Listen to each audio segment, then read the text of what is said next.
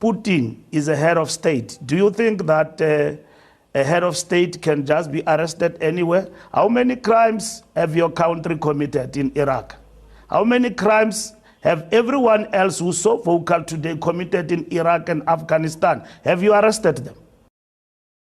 Go beyond the friendship with Russia, and in the war, I will align with Russia, and I will even supply the weapons to Russia, because Russia is in a war with imperialism.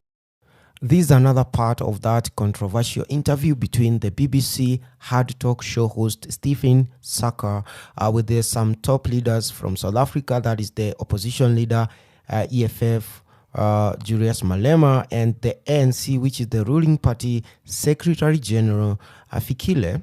And from that interview, he kept asking them about the relationship between South Africa and Russia, and whether South Africa gave Russia weapons. And their answer is what is creating all this buzz across the world, because the answer is straightforward, is an answer that makes sense actually, because this even goes ahead to show that Africa is actually tired and sick of this narrative from the West about Russia. That's why you're seeing the foreign minister of Russia today is in Kenya to meet the president there. Before that, I think he was in Ethiopia. After that, he's going to South Africa for a meeting of foreign ministers from BRICS countries. So this goes to show that Africa actually is not interested with what the West wants them to do, and they are more interested with working with Russia the same way they would work with any other country. Now, I want to play the remainder part of that interview between the ANC Secretary General Fikile and this BBC journalist. You can watch it and listen to what he said when he was asked those questions. South Africa is on strike. Investors now are very negatively disposed to this country. They've lost faith and they've lost trust. For outside investors, they look at the foreign policy, diplomatic orientation of South Africa. They see that right now you are locked in a tense dispute with the United States because the US sees you as deeply sympathetic to Vladimir Putin's Russia, despite the Russian all-out invasion of Ukraine. We have explained those issues. Our government is dealing with those matters with the United States of America. We are not locked in any dispute of any form. And we are non-aligned when it comes to the conflict in Russia.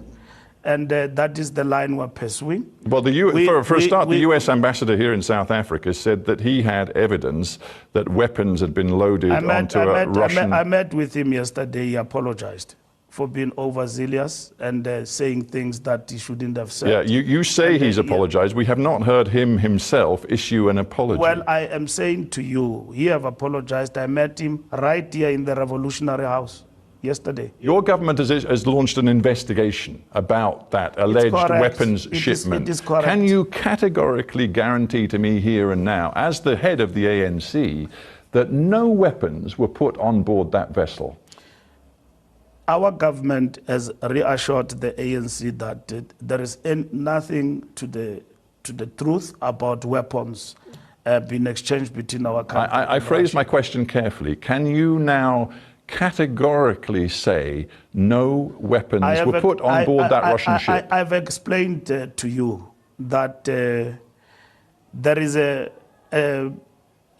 action that has been taken by our government in terms of investigating. South Africa is a treaty member of the International Criminal Court. If Putin comes here in August as planned, your government will be obliged to arrest him. As head of the ANC, do you believe your government should and indeed will arrest Vladimir Putin? If it was according to the ANC, we will want President Putin to be here even tomorrow.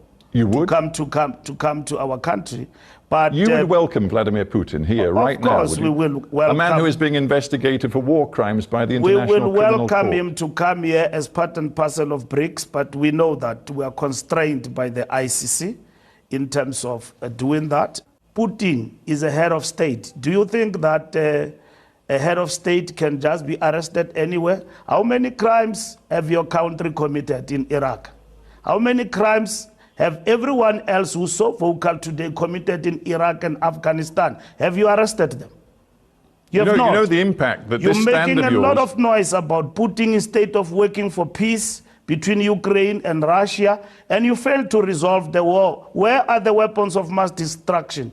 Tony Blair went to Iraq and claimed that there are weapons of mass destruction. Did you see anybody standing against that in the United Kingdom and Britain? More than millions of people have died in Iraq and Afghanistan, and there are no weapons of mass destruction. We know what the war is about. Mr. Secretary General, between Russia and Ukraine. We want peace. That's what is important, so that the world can thrive.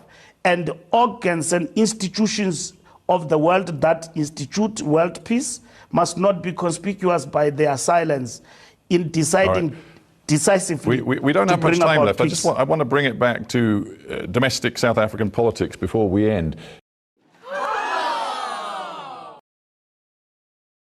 You know, I think this notion of international rules is very comfortable for some people to use when it suits them, but they don't believe in international rules when it doesn't suit them, because they don't apply international rules or law equally in all circumstances. So you can't say because Ukraine has been invaded that suddenly sovereignty is important, but it was never important for Palestine. It's very peculiar. If you believe in international law truly, then wherever sovereignty is infringed, it must apply. And this is the point we've been making, that we use the framework of international law unequally, depending on who is affected. And we are arguing that that must change. And one of the interesting changes that has occurred is the sudden movement, because Russia has invaded Ukraine, that we say, okay, let's not allow the Security Council to just have the veto and let it pass. We take it to the General Assembly. When some of us had been calling for the General Assembly to have a greater say, we never enjoyed support. But suddenly today, see, that's where international law begins to mean nothing. Because for some, we see it as a cheating, and for others, we see it as a benefit. So our argument is, let's revise the international multilateral system to ensure that we observe that post-1948 has arrived.